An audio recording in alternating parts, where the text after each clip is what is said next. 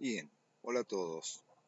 En este videito es para la última entrega, la actividad 3, perdón, para la última actividad, la actividad 3 de la entrega número 4, que tienen tiempo para presentarla hasta el 8 de junio. Vamos a intentar un poquito ver desde dónde viene el tema de la administración, dónde surge el tema de la administración.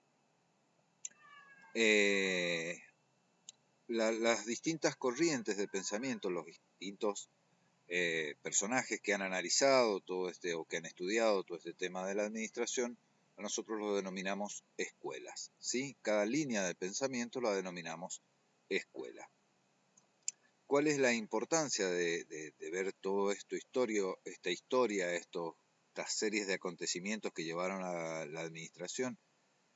Es ver por qué ellos se pusieron a pensar sobre esto y por qué se dedican a este análisis. Bien, comencemos con los antecedentes, obviamente, ¿no es cierto?, ¿dónde empieza todo esto? Todo esto empieza con la Revolución Industrial. Acordémonos que hasta ese momento, por allá por 1700 y algún poquito, no existían las fábricas, o sea, las cosas, lo que se producía lo hacían los artesanos. O sea, cada persona en su casa tenía su taller y era el que producía. Por ejemplo, el zapatero tenía su taller en la casa y el tipo se encargaba de cortar el cuero, el tipo se encargaba de hacerles la suela, el tipo se encargaba de coserlo, el tipo se encargaba de lustrarlos o teñirlos, y etcétera. Entonces, no existían fábricas, existían artesanos. Cada uno construía todo el producto. Luego viene la mecanización, ¿sí?, que acá lo denomina la revolución del carbón y del hierro, que lo sitúa entre 1780 y 1860. ¿A qué se refiere esta mecanización? Básicamente se refiere a la utilización de la rueda. A la utilización de la rueda, y no se imaginen el auto, porque el auto no existía todavía en esa época. A la rueda, por ejemplo, en lo que eran industrias textiles, ¿sí?, lo que un esclavo se demoraba en hilar una determinada cantidad de lana de una oveja, con la rueda, con el uso, con la máquina, se lograba sacar 20 veces más de lo que se sacaba con un esclavo en esa época. Además de eso, también otra de las invenciones es la máquina a vapor en ese momento. ¿Sí? A través del vapor se movía este tipo de maquinarias nuevas, la que yo mencionaba recién como la rueda, que en definitiva, o sea, tiene todo un sistema detrás, que originalmente se movía a mano o a pedal, a manivela o a pedal.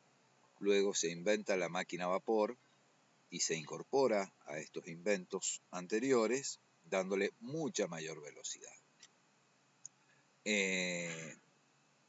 Para que ustedes entiendan a qué nos referimos con la máquina a vapor. O sea, como ustedes habrán visto, por ejemplo, si ponen una tetera, cuando el agua empieza a hervir, lanza vapor. Ese vapor, si nosotros impedimos que salga de la tetera, de alguna forma va a levantar la tapa, va a ejercer una cierta presión, una cierta fuerza. Esa presión que ejerce es lo que hacía que se movieran los elementos de las maquinarias. Bien, ya con todo esto empiezan a desarrollarse las fábricas, ¿sí? Ya queda de lado el artesano que trabajaba en su casa y comienzan a aparecer las fábricas. ¿Por qué queda de lado el artesano?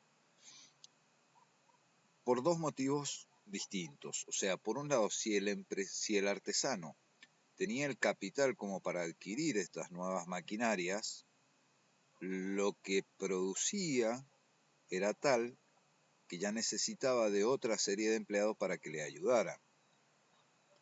Eso por un lado. Y por otro lado, si el artesano no tenía el capital para adquirir estos nuevos inventos, por decirlo así, se unían entre sí o buscaban lo que hoy denominamos un capitalista, alguien que pusiera la plata, y entre todos compraban y se iban formando las distintas fábricas. El desarrollo del transporte y de las comunicaciones fue otro gran empuje que se dio al tema de las fábricas. En cuanto a comunicaciones, hoy quizás nos es difícil entenderlo, porque nosotros estamos acostumbrados a Internet, donde en un segundo podemos comunicarnos con el otro lado del mundo. No estamos hablando de la época de los dinosaurios, solo estamos hablando de unos 200, 250 años atrás, pero en esa época no existía ni siquiera el teléfono, ¿sí? Entonces, ¿a qué se refiere con las comunicaciones? Al telégrafo, ¿sí? Investiguen, analicen, googleen, vayan a Wikipedia, investiguen qué es el telégrafo. El telégrafo fue un gran impulso que se dio al tema de las comunicaciones. Y obviamente el otro impulso fue el transporte. ¿Sí? Dentro de la máquina a vapor o ya empieza a aparecer el ferrocarril o el auto, ¿sí? Impulsados por este sistema de vapor. Luego viene del 60 al 14 la revolución del acero y de la electricidad, ¿sí? Donde ya el hierro comienza a sustituirse por el acero y el vapor comienza a sustituirse por la energía eléctrica. Y comienzan a utilizarse los derivados del petróleo para producir energía. Es decir, el auto que antes era a vapor, ¿sí? Comienza se inventa, por decirlo así, el motor a explosión, el motor que funciona en base a combustible fósil, en base a lo que son derivados del petróleo. Para nosotros, nafta, gasoil. En aquellas épocas no era tan refinado como eso, pero para que se entienda. O quizás sí pueden entenderlo mejor como aceite. ¿Sí? Cuando ustedes veían que las lámparas de aceite, que a lo mejor el abuelo, si alguno lo tiene vivo, todavía le puede contar que lo que eran las lámparas de aceite, son derivados del petróleo, en su gran mayoría. Bueno, este desarrollo de todo este crecimiento industrial es realmente se genera muy rápido, y el muy rápido quizás hoy, con la velocidad que tiene la tecnología y la ciencia en nuestra época, no podemos llegar a entenderlo, ¿sí? Muy rápido, o sea, nosotros hace 20 años no existía Internet, hoy Internet es imprescindible en nuestras vidas y no podríamos entendernos sin Internet. O sea que hoy es muchísimo más rápido a lo que se habla de aquel momento. Pero quizás para entenderlo, si alguno ha visto historias o películas de historias de las épocas antes de Cristo o inmediatamente después de Cristo, o épocas como las épocas de las cruzadas, ¿sí? Ahí van a entender a qué velocidad se refiere cuando hablamos entonces nosotros que toma en esta época. Época que va a terminar con la Primera Guerra Mundial. Bien, en este contexto es cuando, al empezar a desarrollarse las fábricas, al cada vez haber más fábricas más grandes, es cuando empiezan a surgir todos estos personajes que se dedican a estudiar cómo mejorar o cómo optimizar las fábricas. Entre ellos, los más destacados son Taylor y Fayol. Son los primeros en analizar rigurosamente la administración. Y están dentro de lo que se denominó la escuela clásica. En la introducción de su principal obra, que se llama Principios de la Administración Científica, podemos ver algunas de las creencias desde las cuales parte Taylor para la elaboración de sus desarrollos teóricos. Él dice: no es dable ver nuestros bosques devastados, nuestras presas hidráulicas malgastadas, nuestras tierras arrasadas por el mar, bla, bla, bla, bla, bla. O sea, a él le molesta el desperdicio o el poco aprovechamiento que se hacía de los recursos. El diagnóstico que hace Taylor lo podemos resumir en un par de puntos. El desperdicio que hay en la industria es a causa del comportamiento humano, y las razones de esta ineficiencia corresponden a que el hombre genera con su comportamiento la limitación de la producción, porque trata de trabajar siempre lo menos posible. Taylor siempre parte de la premisa de que el hombre es vago, y afirma que cada máquina puede llegar a producir hasta el doble, ¿sí? Cada hombre y cada máquina pueden llegar a producir hasta el doble si se combate la lentitud y la simulación del trabajo, es decir, aquellos que disimulan como que están trabajando.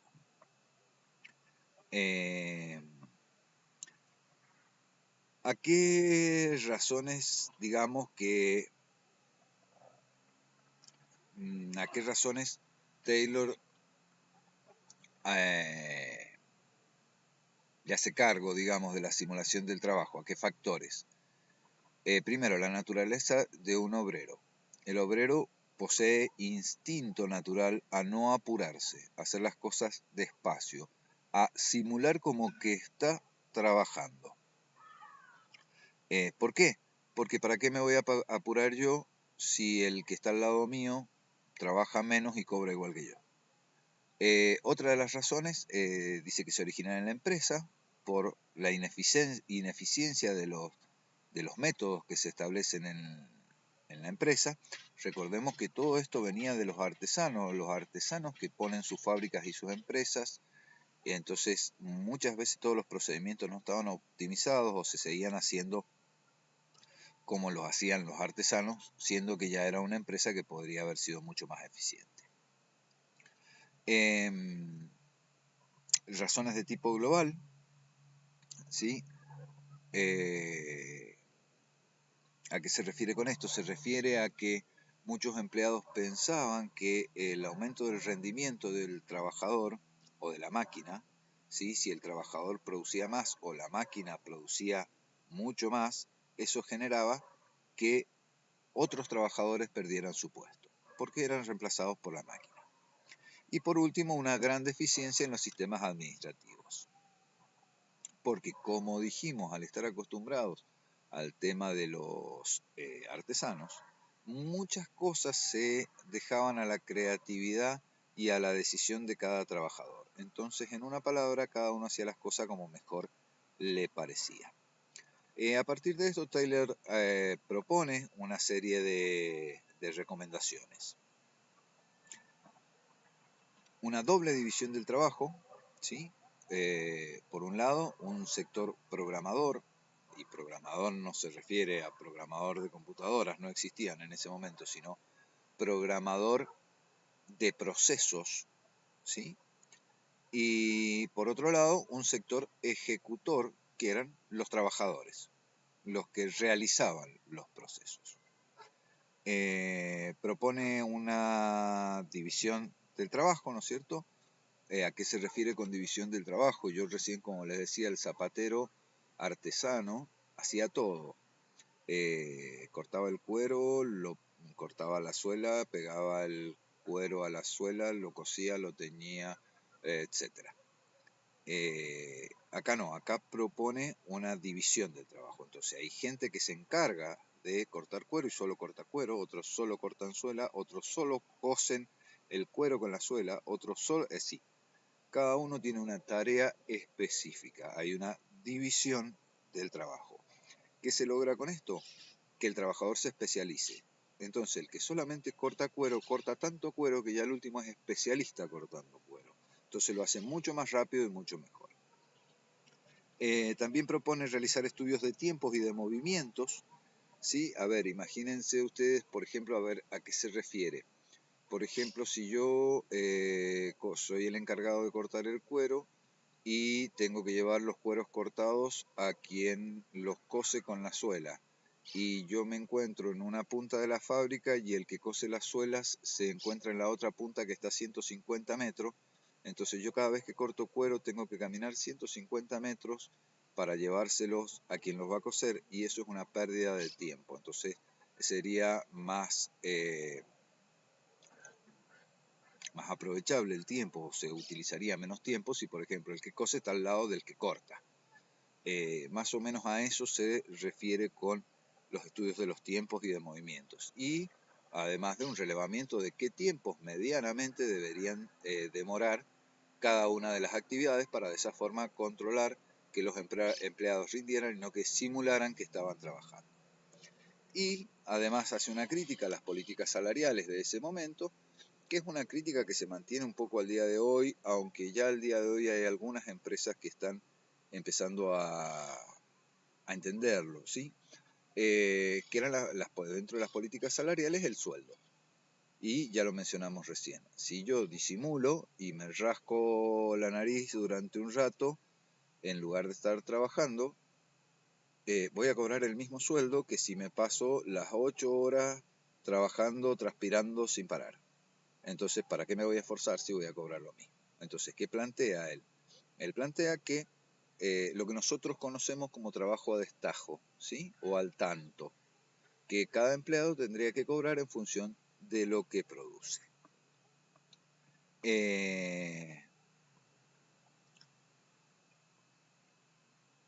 Tiene que existir, también plantea una supervisión funcional. ¿A qué se refiere con supervisión funcional? El empleado realiza varias actividades que deberían estar supervisadas por distintos especialistas. Por ejemplo, debería haber un especialista que le explicara cómo utilizar las tijeras para cortar el cuero, debería haber un especialista que le explicara cómo poner el cuero arriba de la mesa y debería haber un especialista que le explicara cómo tiene que trasladarle el cuero a la otra persona. Entonces, el empleado estaría dependiendo de varios supervisores que serían especialistas y que lo estarían asesorando en distintas de las actividades de las que él realiza. Básicamente, o muy resumidamente, eso es un poco la idea de este buen hombre.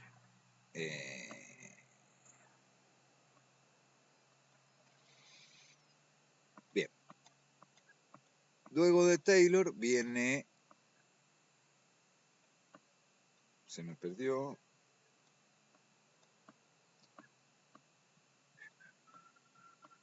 Acá. Viene este buen hombre Henry Gantt. Henry Gantt retoma un poco lo de las políticas salariales de Taylor y... a ver, cambia un poco la idea de Taylor del trabajo al tanto o a destajo con una idea de primas, es decir, de premios. Una idea de, por ejemplo, yo tengo un sueldo, pero si yo produzco más de determinada cantidad, se me da un premio de tanto, y si supero esa otra cantidad, se me da otro premio. Eso básicamente es el aporte de Gantt a la administración. Luego aparece Emerson, que establece determinados principios sobre la eficiencia, como ideales definidos claramente, sentido común, asesoría competente, disciplina, trato justo, etc. Luego tenemos a Hilbert, ya del 68 al 24, donde ellos sí se dedican, tanto Frank como Lillian, se dedican a un estudio específico y exhaustivo de los tiempos y movimientos, que ya lo habíamos mencionado antes con Taylor. Y luego aparece Fayol. ¿Sí? Al momento que Taylor se dedicaba al estudio en la forma que lo acabamos de mencionar, ¿no es cierto? Lo que son los procedimientos, los desarrollos, los funcionamientos dentro de la fábrica, Fayol se dedica más a estudiar la estructura de la organización. Lo que nosotros conocemos como los organigramas, para que lo entiendan más claramente. Dentro de este estudio, Fayol divide a la empresa en 6 funciones. Funciones técnicas, producción, funciones comerciales, venta, funciones financieras, búsqueda de dinero o administración del dinero, funciones de seguridad, protección y preservación de los bienes y de las personas, funciones contables, registros de todo lo que hace la empresa, eso ustedes deberían ya saberlo, funciones administrativas, que es la integración de todas las otras funciones. Tal es la importancia que él le da al administrador, que todas las demás funciones, quien las coordina, quien las integra, es el administrador. Luego, como habíamos visto, no sé si sí, como habíamos visto en la primera entrega de cuando vimos las definiciones de administración, él tiene su definición donde dice que al administrar es prever, organizar, dirigir, coordinar y controlar. Prever nosotros también lo entendemos como planificar, ¿sí? Prever, escrutar el futuro y confeccionar un programa de acción, analizar el futuro, investigar el futuro, presuponer el futuro, ¿sí? Y decir cómo vamos a actuar en función de eso que suponemos. Organizar se refiere tanto a lo material como a lo social, es decir, tanto a los procedimientos o a los productos como a las personas que los van a hacer. Dirigir, explicarles cómo tienen que hacerlo, fijarse, guiarlos, coordinar, unir entre las distintas actividades o las distintas funciones que hay en la empresa y controlar. Verificar que todo suceda de acuerdo a lo que se había planeado y corregir lo que se haya desviado. Estas funciones son las que se denominan como proceso administrativo. Luego él nos habla de los principios de la administración, que él dice que son la división del trabajo, ya lo habíamos hablado, autoridad y responsabilidad. Autoridad es el derecho de dar órdenes y poder hacerse obedecer, o sea, demandar. La responsabilidad es una consecuencia de la autoridad, implica que si yo estoy mandando, también tengo que hacerme responsable de lo que estoy diciendo. Disciplina, unidad de mando, cada empleado debe recibir órdenes de un solo superior. Fíjense que acá difiere con lo que había dicho, creo que era Weber, o Taylor. Taylor en realidad, en la última parte que vimos, hablaba de la funcionalidad, es decir, que hubieran varios supervisores sobre un mismo empleado, que cada supervisor estuviera especializado en distintos temas, sí, uno para cada tema, digamos. En cambio acá no, acá dice que tiene que haber unidad de mando, uno solo que le dé órdenes al empleado. Unidad de dirección, subordinación de los intereses individuales a los generales, es más importante el bien general de la empresa que el bien de cada uno.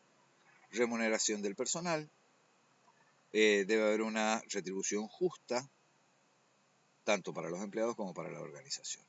Centralización, se concentra la autoridad en la cúpula jerárquica de la organización, que eso viene un poco también dentro de lo que era unidad de dirección y unidad de mando, ¿no es cierto? Cadena escalar, cada línea de autoridad que va del escalón más alto al más bajo, ese es el principio de mando, es decir, supongamos gerente general, jefe de área, jefe de sección y empleado. Orden, debe existir un lugar para cada cosa y cada cosa debe estar en su lugar. Equidad, estabilidad del personal. Cuidado, esto es por ejemplo algo que hoy no es muy común, la estabilidad del personal. La rotación tiene un impacto negativo en la eficiencia de la organización. ¿Por qué? Porque lo que ya habíamos hablado antes del principio de especialización, de la eficiencia. En la medida que yo más hago una tarea, más me especializo en esa tarea. Si a mí me están cambiando a cada rato de tarea, tengo que volver desde cero a aprender cómo se hace. Iniciativa, capacidad de visualizar un plan y asegurarse de su éxito, es decir, ser proactivo, ser emprendedor. Y unión del personal, que se refiere a la armonía y unión de las personas. Bien, después de esto viene Henry Ford. Henry Ford, sí, es el creador de Ford, justamente, donde menciona algunos de los principios. Básicamente la importancia de Ford fue la producción a grandes escalas. Y de ahí pasamos a la escuela humanística, ¿sí? Donde En Estados Unidos comienzan a hacerse diversos estudios en una importante empresa de comunicaciones, de telefonía, donde se veía que por más que a los empleados se les había dado varios beneficios, como por ejemplo poder comer en la empresa o determinados tipos de esos beneficios, en realidad los empleados no estaban contentos. Entonces comienzan a hacer una serie de experiencias, que esas se las voy a dejar para que las lean ustedes y las analicen ustedes, y se llega a las siguientes conclusiones. El nivel de producción no lo determina la capacidad física del trabajador, sino el conjunto de normas que establece el cuerpo de trabajadores. Es decir, que puede darse, como de hecho ustedes sabrán y muchas veces se da en la escuela, puede darse el caso de que el conjunto decida que se produce hasta determinada cantidad, ¿sí? El curso decide que se va a estudiar determinadas cosas sí, determinadas cosas no. O determinada cantidad sí, determinada cantidad no. Y quien estudie de más es un nerd, ¿sí? Y tiene sus consecuencias. Bien, en este caso en las fábricas era lo que se determina es esto, que se daba esa situación. En función de lo que cada uno, de lo que el conjunto decidía, hasta ahí era hasta donde se producía. El comportamiento del individuo se apoya y fundamenta en el grupo social, o sea, los individuos no actúan en forma aislada, sino siempre respaldados por un grupo. Los trabajadores que se distancian significativamente de esa norma que se había puesto, por ejemplo, hasta acá se produce, son sancionados socialmente, que en esas épocas muchas veces superaba lo social y pasaba a lo físico, pero sí al menos lo social, y que lo vemos nosotros muchas veces en el curso, ¿no? Con este no me junto porque es un nerd. El análisis de las experiencias se concentró en los fenómenos sociales que se daban dentro de la unidad productiva y el foco de su atención estaba en los aspectos informales de la organización. Obviamente que todo esto que estábamos hablando no estaba reglamentado, era algo que se daba informalmente.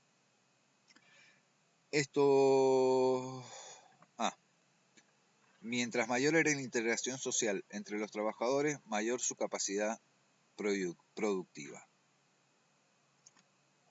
Mientras mayor sea la interacción social entre los trabajadores, mayor su capacidad productiva.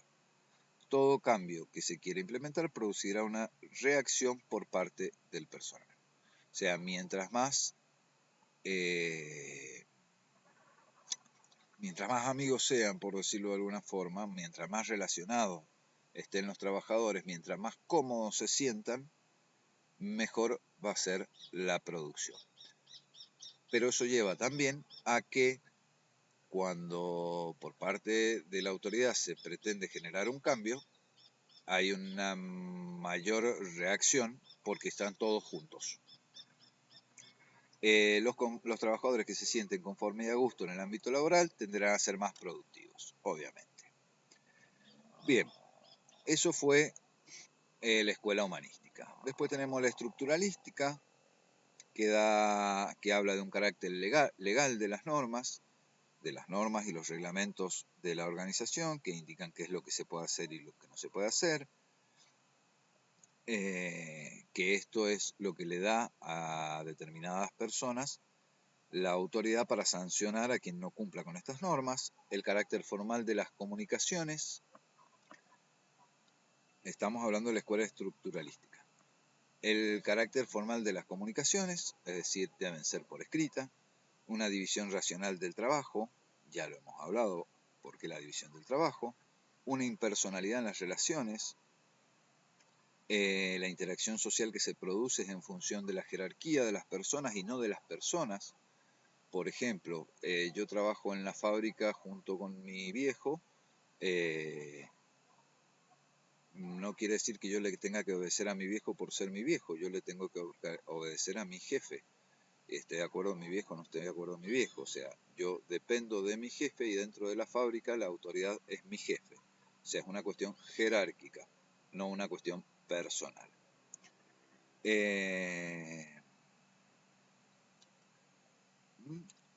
Y rutinas y procedimientos estandarizados, o sea, todo se hace de determinada manera, de la misma forma, con tales tiempos, con tales métodos, con tales. Todo predeterminado y estandarizado, todos lo hacen igual, por lo tanto, o sea, todos pueden ocupar ese puesto porque se hace de la misma forma. Competencia técnica y meritocrática, la selección de las personas es en función del carácter de una cuestión de objetividad. Son elegidos los mejores, los que más saben, los que tienen más competencia.